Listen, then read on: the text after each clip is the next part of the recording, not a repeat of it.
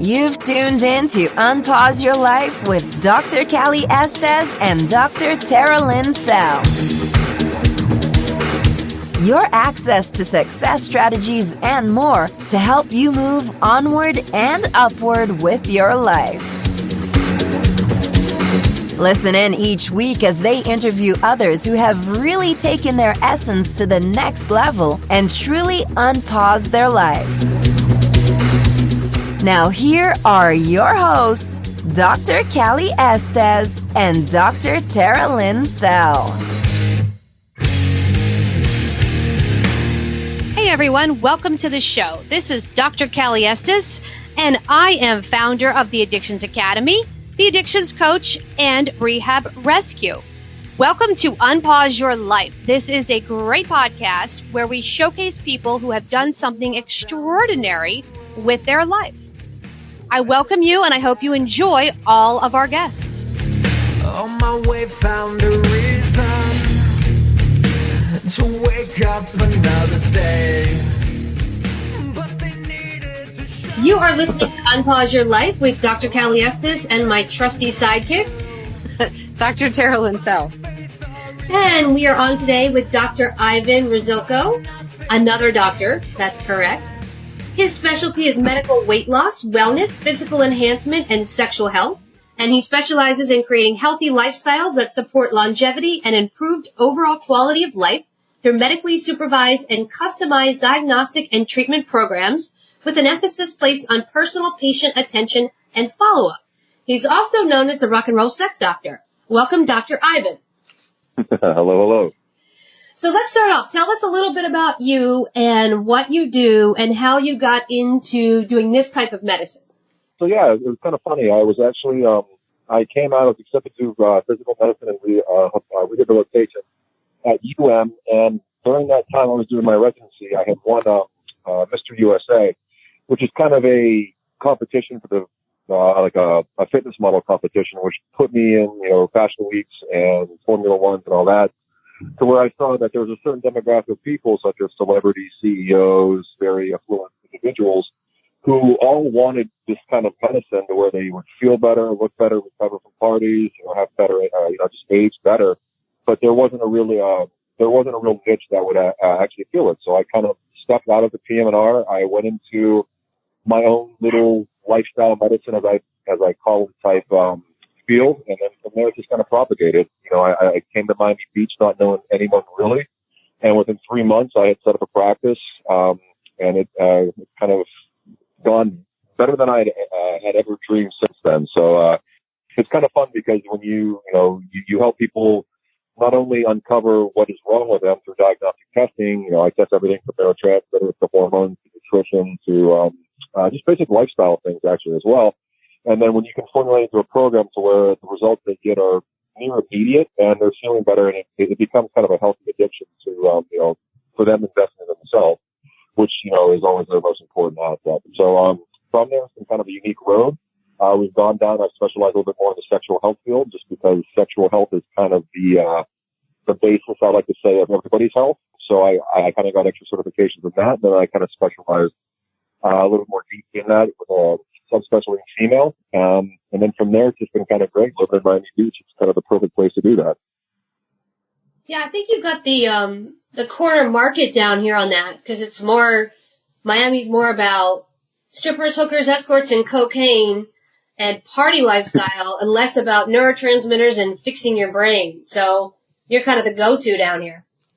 Yeah, it's definitely different. You're pretty much naked half the year. So everybody does want to look good with their shirts off. They want to, everybody wears Lululemon. So of course, they all have to be in shape.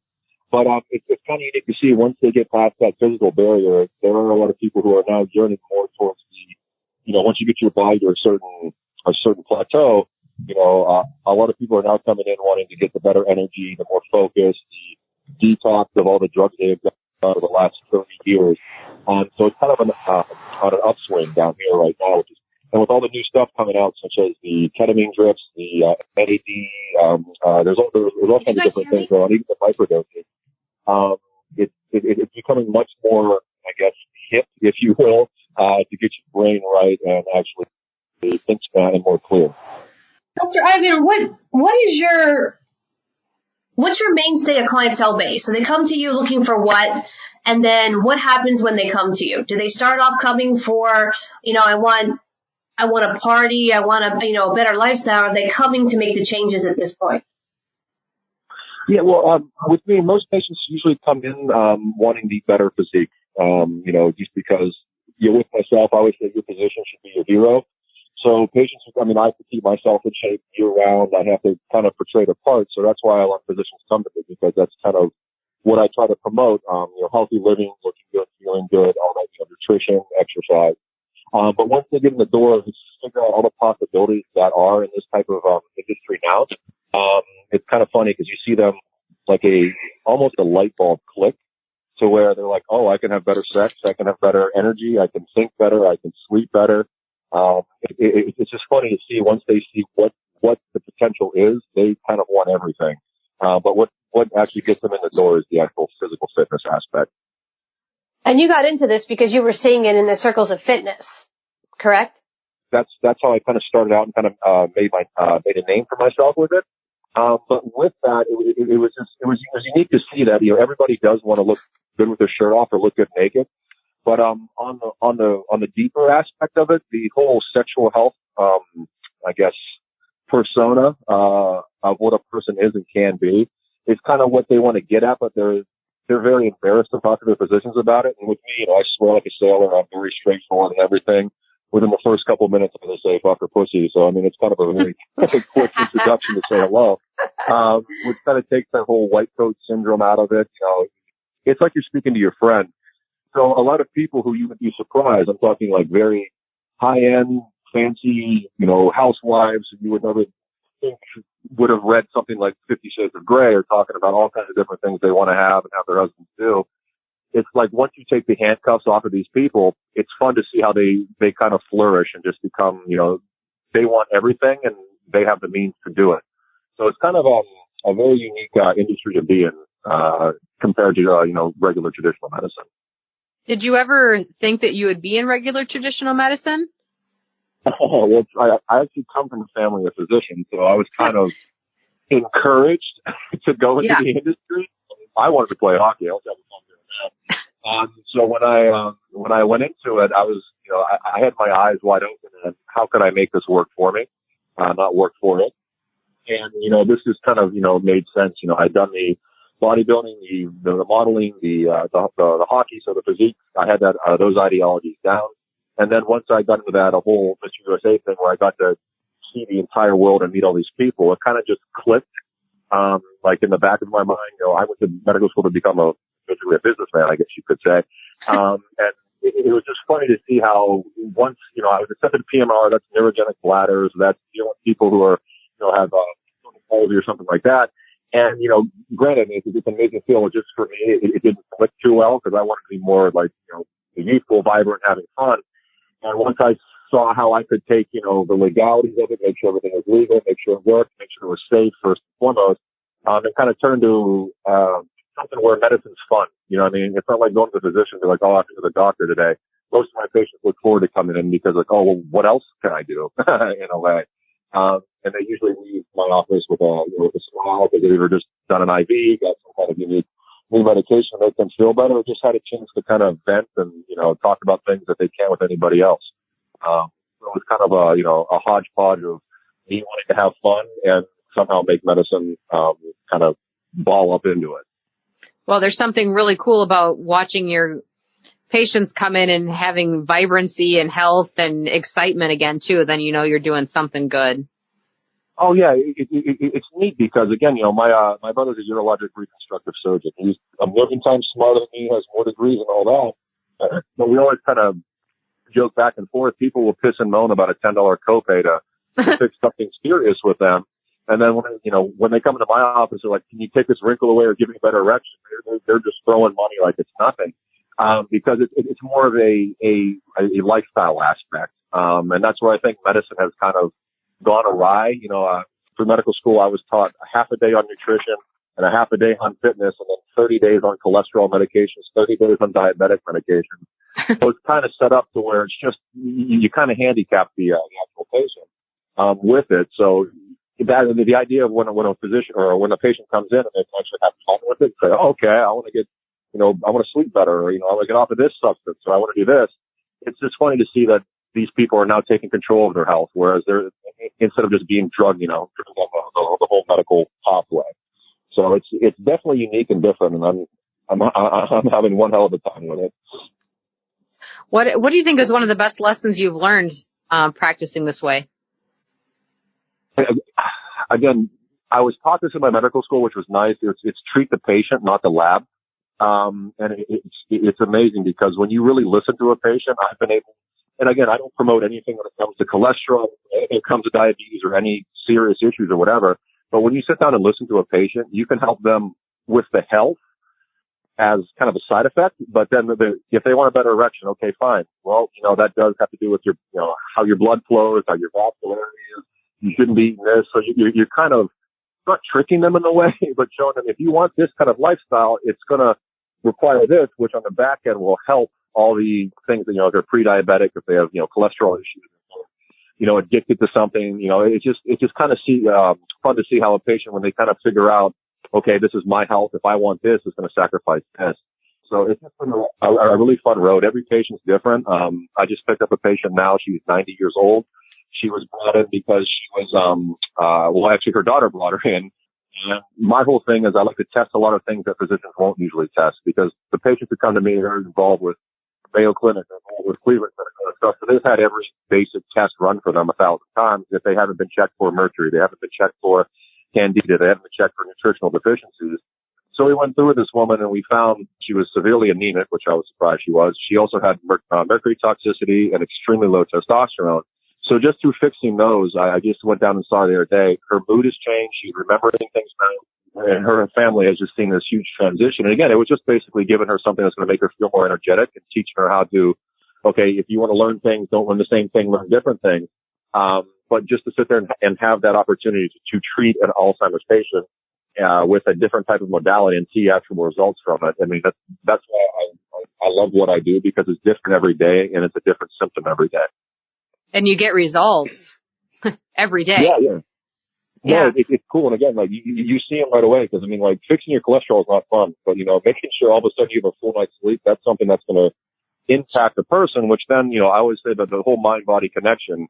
I mean, I think it's 100% correct that if you feel good, your body's going to actually function good as well, and vice versa mentally. So again, just to see those two things click together. And again, it's about giving the patient something that they're going to be like, wow, like they get that immediate feeling or that immediate result. It turns into that healthy addiction to where, okay, this is my body. I'm in it 24 hours a day. Why not make it a Ferrari, not a Pinto? So it's always kind of funny to see that when it finally clicks. Yeah, I saw, I was kind of, I was stalking you on Facebook the other day before the interview happened. And, I apologize for everything. Oh yeah, I apologize in advance for what you saw on there. I actually saw a video of you, helping your mom, I believe. You were giving her an IV. Oh yes. Yeah, my mom's a trooper. It was funny because I came out and, my brother is probably one of the smartest people I know. And he did not like at all what I did from the beginning. He didn't believe in it. Yeah. He didn't know what it was. And then after he saw what had happened with my parents, like how I put both my mom and my dad on the program, like the full big shebang, everything. My mom came off certain rice medications. My dad dropped some of his heart medications, and they lost weight. They were feeling better. And it was just funny to sit there and see, as a traditional physician who was starkly against it, kind of see that transition in something personal in their life. And it was funny because I went up last Christmas, and his wife kind of asked, "Can you maybe put us on a program?" That's so funny. It was just kind of unique to see. That's cool. I didn't see that video. I've seen the shark diving and the concert watching and all the other like crazy shit, but I haven't seen that. The one thing about your mom was the look on her face. It was priceless. I was like, she took that needle without anything. She's like, "Go for it." So, my mom is definitely my best friend. So, I mean, she's a rock star. Oh, that's nice. It's pretty cool that they are all about what you do now too. I mean, that's true support. And do you find that there's pushback from the medical community, or are you kind of like a a rogue, doctor gone rogue or what? No, I take great pride in it. And I tell everybody that I'm probably the most unique physician among physicians you will ever meet. Because, my whole thing is, I'm actually doing something called no bullshit medicine. The whole concept is you have to make your physician accountable for what it is. So, if someone prescribes cholesterol medication without a diet, I'm the first person to call bullshit on that.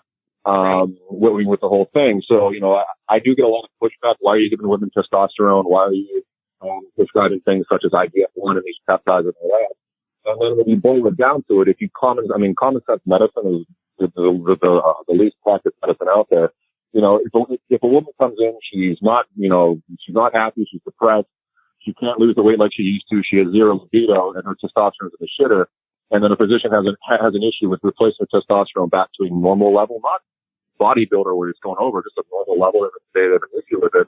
To me, I think that's bad medicine, because that patient came to you asking for specific things, and just because some studies from 1920 say, women A, B, C, and D, it makes no sense to me. So, I prescribe more testosterone in women, and it's the most amazing thing to see, because it fixes half the things that they come in for, premenopause symptoms, issues with their husbands, libido, all that kind of stuff.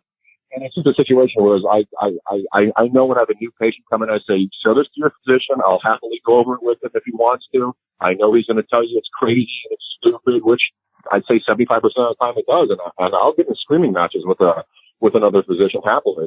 But once the patient actually goes in the program, it's pretty, irrefutable is where it is. But yeah, I'm currently right now, I'm probably not the most likable physician among the medical community, which I'm perfectly fine with.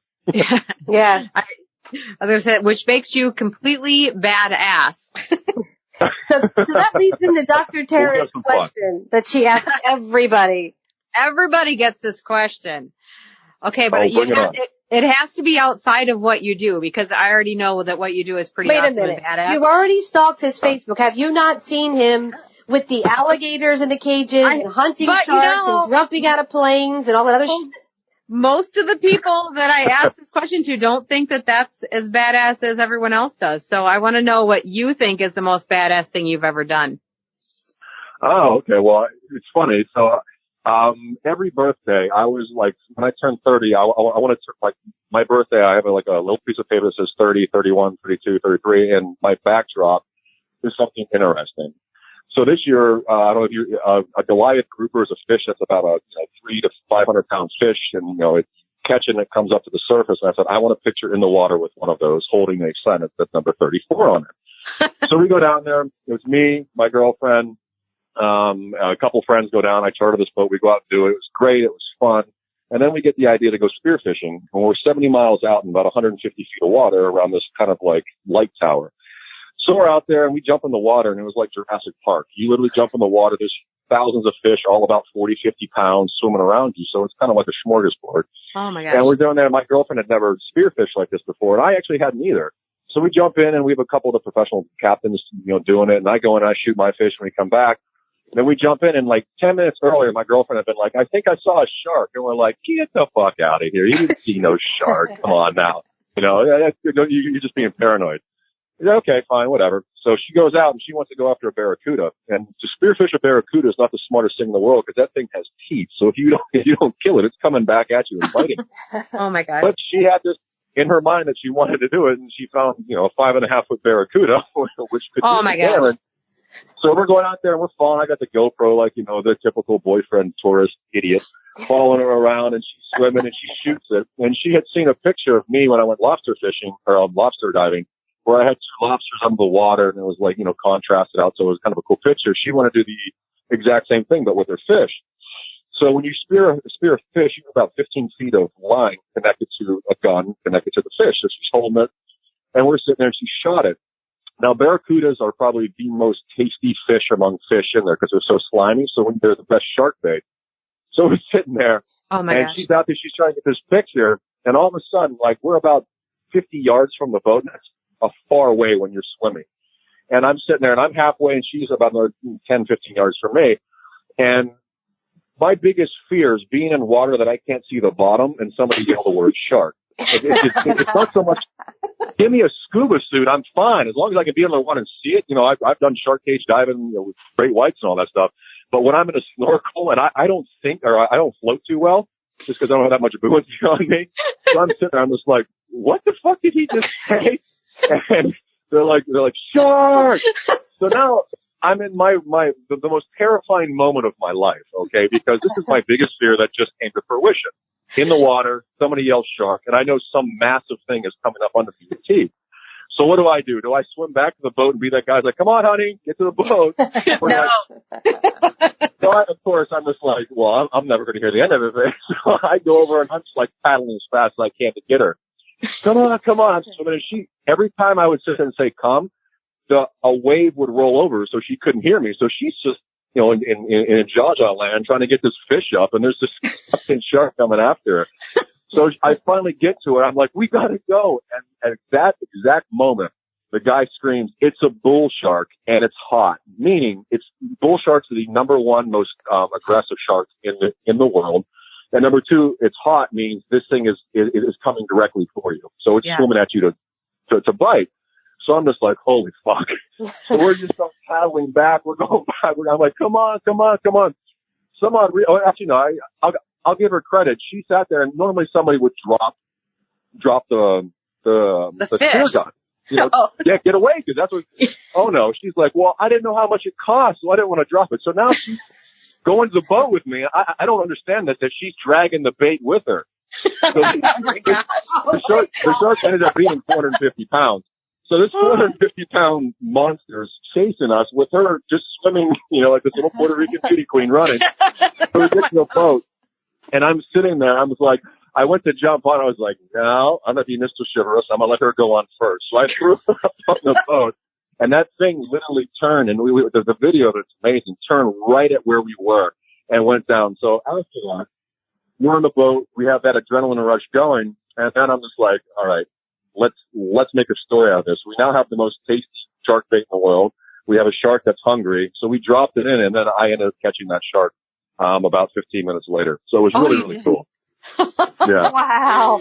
So I was like sitting on the edge of my seat waiting, listening to the story. Insane. I wish I could show it to you. But the thing is, we were 70 miles out. So if that shark had bit her anywhere, just because of how big its mouth was, it would have hit an artery and she would have died. Like there's no getting away from that. So she now, she didn't really understand the gravity of the situation until we got on the boat and we were looking at it, the shark and stuff. She's just like, then, the shakes started coming in and she's like, we need to get the shark break with us. So that was kind of one of my fun stories. That's like a true survival story. That's pretty badass. It definitely gets you adrenaline up. I will say, I almost think that that's probably the most badass story I've heard so far. Well, I wear that as a badge of honor.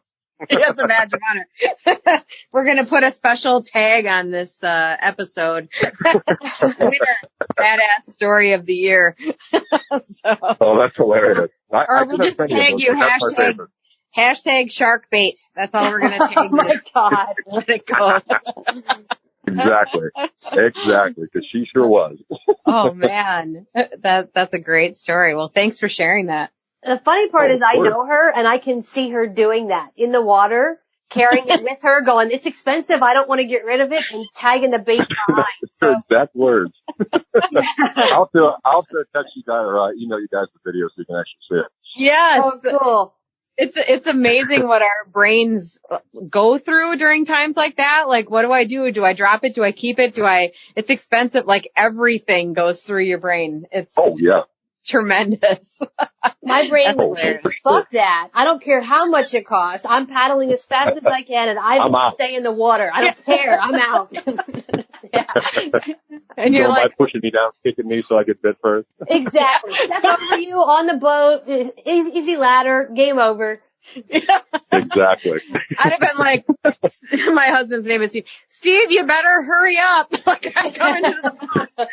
Come on, darling. Come on, hurry. Exactly. Good luck out there. Oh gosh. Oh, that's hilarious. Well, thank you. That was fun. Super fun. Very cool. So how can our listeners find you if they want more information, they want to hire you? Because I know you do privates too. You travel around and can come to people, and we have an international listener base. So if they want to find you, hire you, how do they reach you? Oh yeah, no, definitely. So everything is it's really private. They can go to www.lfstm.com. That stands for lifestyle medicine. So lfstm.com. My Instagram is Dr. Ivan Rusilko. That's where most of the craziness takes place. So, I mean, there's other ones, but that's the most important, I think. And then we are debuting this year, the no bullshit medicine, which is basically, I can kind of do lab testing, pretty much anywhere in the United States and in certain countries around the world, where it's kind of like a mail-in kit. And we're going to be collecting patients that way who can't either get to Miami or, are able to kind of get out of their box to get here. So it's going to be kind of a fun little thing once we're starting up there. Awesome. Very good. Well, thank you so much for coming on. We appreciate it. It was my pleasure. Definitely. I enjoyed it. Thank you for the question. I got to relive it again. I'm all like, nice. Up now. Nice. All right. You've been listening to Unpause Your Life with Dr. Callie Estes and Dr. Tara Linsell. enjoy your day, guys.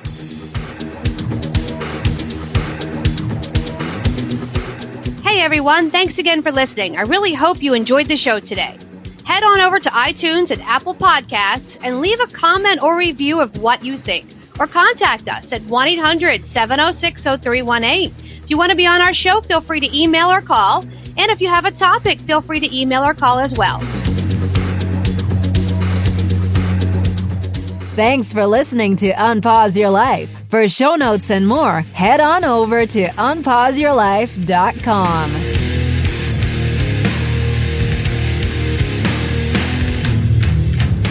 Big shout out to recoveryinnovators.com for help producing this show. Thank you guys. I took a walk down the long road where they said that I shouldn't go. On my way found a reason to wake up another day. But they needed to show you all the things that you won't do. Find faith or religion, but nothing to show for it.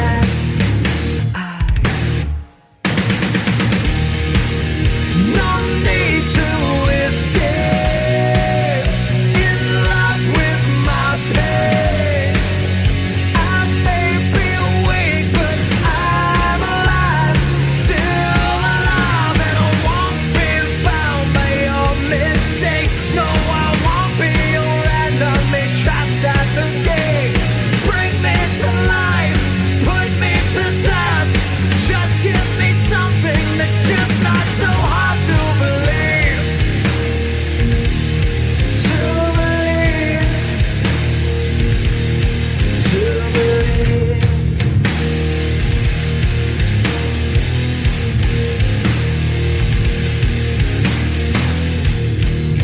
I took a walk down the dark road where they said that I shouldn't go.